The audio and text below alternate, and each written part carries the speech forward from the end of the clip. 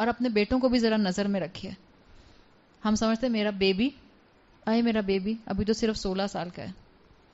Pakistan pornography کے اندر 2nd position پر ہے دنیا بھر میں.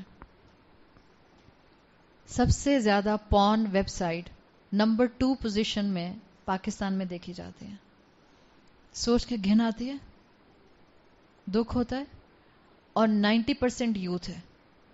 10% بوڑھا معاشرہ ہے, 90% یوتھ ہے جو پورن ویب سائٹ پر وزٹ کرتے ہیں. جب یہ لڑکے دیکھیں گے, بیٹے اور بیٹیاں دیکھیں گے, اور اس کے بعد ان کا کلوز انٹریکشن, فزیکل انٹریکشن ہوگا, کیسے ہو سکتا ہے کہ درمیان میں شیطان نہ آئے؟ یحییٰ علیہ السلام کو بھٹکانے کے لیے تو شیطان آ گیا. ہمارے بچے ایسے ولی اللہ ہیں کہ ان کے اوپر شیطان نہیں آئے گا. کون سا منتر پڑھ کے پھونکا ہے آپ نے؟ نہ مائیں آنکھیں بند کریں, نہ اولادیں آنکھیں بند کریں. الحمدللہ اس کمرے میں کوئی اتنی چھوٹی بچی نہیں بیٹھی جس کو میری بات سمجھ نہ آ رہی ہو. سب کو سمجھ آتی ہے. اچھی فیملی کے لڑکے ہیں, اچھی فیملی کی لڑکیاں ہیں, بس شیطان بھی تو درمیان میں ہے.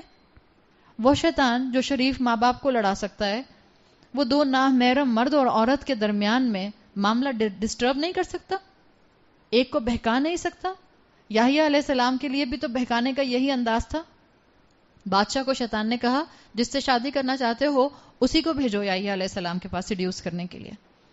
وہ عورت آئی یحییٰ علیہ السلام کو سیڈیوس کرنے کے لیے, لیکن یحییٰ علیہ السلام اللہ کے نبی تھے, تقوی رکھنے والے تھے, اپنی عبادت میں بہت آگے تھے. وہ نوجوان تھے جو عبادت کرتے ہوئے گرو ہوئے تھے, جن کی عبادت ان کو انرجائز کرتی تھی, تو اللہ نے ان کو بچا لیا. لیکن کہا جاتا ہے اسی انسیڈنٹ کے بعد, کیونکہ انہوں نے فتویٰ نہیں دیا, وہ بادشاہ کی بھتیجی کے ٹریپ میں نہیں آئے, بادشاہ نے ان کو مرڈر کروا دیا, ان کو قتل کروا دیا. یہ آزمائش آئی ان کے اوپر.